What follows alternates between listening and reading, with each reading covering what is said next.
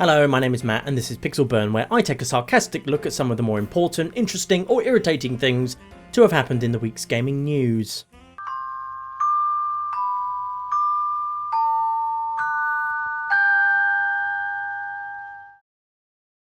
Victorian third-person shooty bang fest The Order 1886 caused a bit of a kerfuffle this week before its release on Friday. Not for anything like its supposedly seamless interweaving of gameplay and cutscenes, its exotic yet anachronistic arsenal of weapons, the stiffness of the protagonist's hirsute upper lip, its ultra-violent gore effects, or anything else that might sound good in a preview or on the back of a box.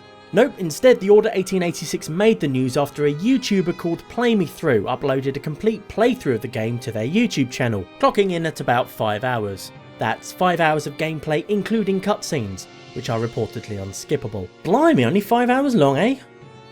Suppose it's a good thing the game doesn't run at 60 frames per second. Would have only been 2.5 hours long then. Unsurprisingly, Play Me Through was soon suspended from YouTube and their channel shut down quicker than an orphanage hit by a drone strike. This flagrant leak came not long after Game Reactor Sweden posted a rumour that The Order 1886 was only about 3 hours long, all of which prompted a series of stern responses from the game's developer Ready at Dawn, who delivered a masterclass in how not to address criticism of your game on the internet. First, there was the response from CEO Ru Wirasuria, who, referring to the Swedish Game Reactor rumours, insisted in an interview with Eurogamer that it was impossible to finish the game in that time. Meanwhile, in an interview with Develop, technology director Garrett Foster admitted, perhaps unwisely, that Play Me Through's 5.5 hour playthrough was actually quicker than his own best time through the game. Not very encouraging when you consider he only helped make the bloody game in the first place. And then there were the comments from Chief Technical Officer Andrea Pacino. After defiantly tweeting that he'd no longer answer any questions about the game's length, the very next day at an event in Milan he answered a question about the game's length, posed to him by a reporter from DualShockers. People who hadn't played the game yet also rushed forth to defend it, saying things like, well, of course it won't take long if you just steamroll through the main story, and the developers say it's at least 8 hours. And you can't judge a game's length by what some speedrunner says about it. That last one being an insult to genuine speedrunners who can spend years honing their skills on a single game. Which is not to say The Order's shining defenders didn't have a point, however. One person's soaring epic can be another person's lunch break diversion. And besides, reviews of the game would answer that question for definite soon enough. And the reviews certainly did. The game really is that short apparently. Although according to the reviews I've read, The Order's brevity is the least of its problems. Eurogamer calls it a hollow diversion, Jim Sterling says it's alright, Kotaku describes it as a dreary joyless lump of a game, and Giant Bomb summed it up in one word: rental. Specific complaints directed at the game are that it doesn't do much to break the mould, is saturated with QuickTime events, has a story that's shamelessly angling for a sequel, and features obligatory stealth sequences that are about as enjoyable as obligatory stealth sequences usually are. Not to mention the supposedly cinematic black bars, which we all know are really just there to keep the frame rate from shitting itself to death. In a nutshell, the consensus is that while it's not a terrible game, it's not a great one either. And definitely short.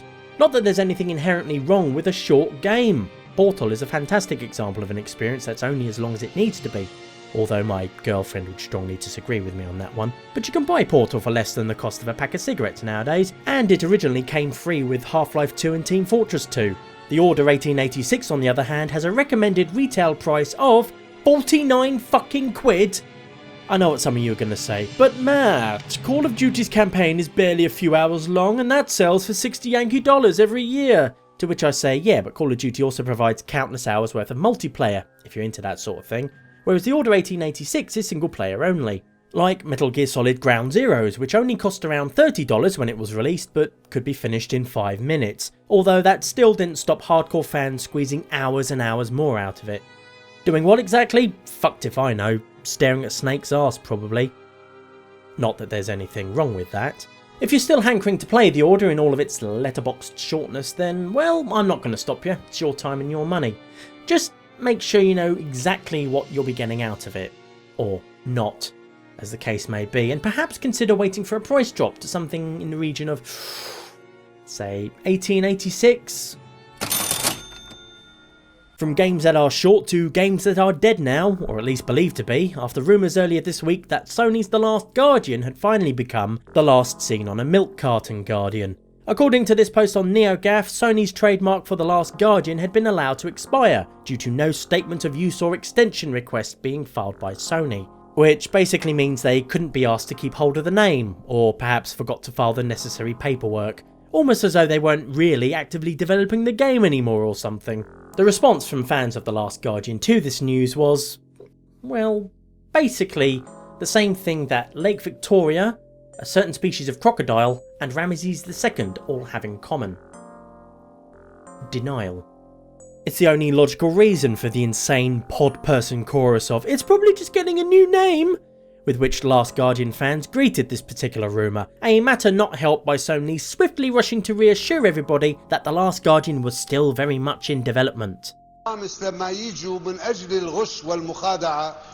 هسه أنا لا أستبعد أنه يطلعون واحد ويقولون هذا الشيخ فلان، ترى هو لا شيخ ولا فلان ولا له علاقة، هذا من الطابور الخامس اللي دربوهم في معسكر رفحة في السعودية، وبعدين أخذوهم عيشوهم في أمريكا. تتذكر قالوا أخذوا ناس نقلوهم من معسكر رفحة لأنه حكام السعودية ما رادوا يتورطون. Well, thank goodness for that. I mean, for a moment there I thought it would never be released. I mean, it's only been in development for about 8 years after all. By the way, that bit about the person responsible for renewing the trademark leaving Sony to work elsewhere, I didn't just make that up for shits, giggles and comedy gold. That's actually true apparently. According to VentureBeat, their name was Tiffany Radford, and her sole job as part of Sony's legal team was to keep the trademark for The Last Guardian up to date. That is until she left Sony earlier this year to join a law firm where she presumably does a damn sight more than keeping the trademark for a doe-eyed griffin up to date. That sounds like a sweet gig, doesn't it? Getting paid purely to just keep a trademark up to date.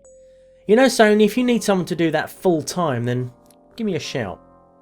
I can't possibly be worse than whoever it is you've got doing it now. Although Tiffany wasn't doing a particularly stellar job herself. The trademark had previously expired in August of 2012, whereupon again Sony assured fans that development was still continuing. Sony have since filed a successful petition to reclaim ownership of the trademark, meaning it's now theirs once again.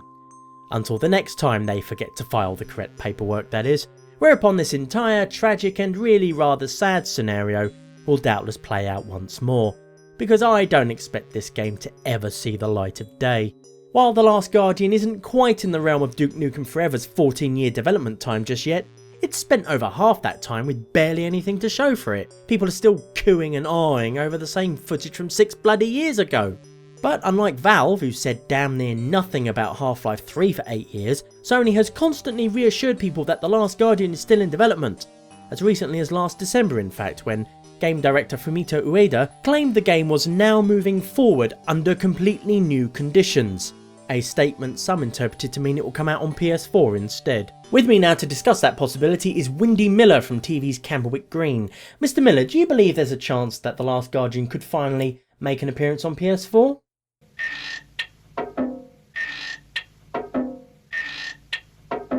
A somewhat cynical response there, Mr. Miller. Surely if Sony says the game is still in development, then there's a chance fans will one day get to play it.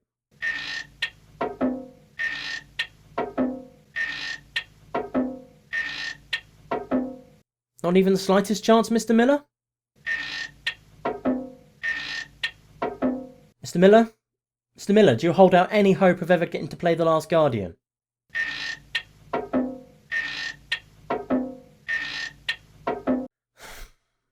Windy Miller, ladies and gentlemen. Look, I liked what I saw of The Last Guardian as much as everyone else did when it was first unveiled back in 2009. I really did. But come on. Who seriously expects this game to ever see the light of day anymore? And yes, I know even Duke Nukem Forever came out eventually, but we all know how good that turned out to be, don't we? Spoiler alert, it was wank. So to be brutally honest, if you're a Last Guardian fan, based almost entirely on pre-rendered cinematics no less, then the best thing you can do is just let it go. Say your goodbyes and walk away. It's really for the best, you know. We can do it right now if you like. Don't worry, I'll be here with you the whole time. Just take a moment to prepare yourself, pause the video if you have to, and when you're ready, we'll say goodbye.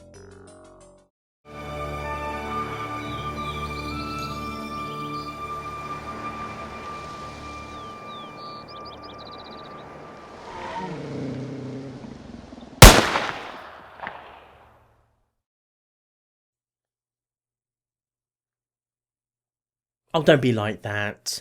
You all know it would have only died at the end of the game anyhow. That's all for this episode of Pixel Burn. If you liked it, please do let me know. And let your friends, family and the Trumpton Fire Brigade know as well. At the very least, I hope you found it tolerable. And if you didn't like it, then you're more than welcome to keep The Last Guardian alive in your dreams. Because that's the only place you'll ever get to play it.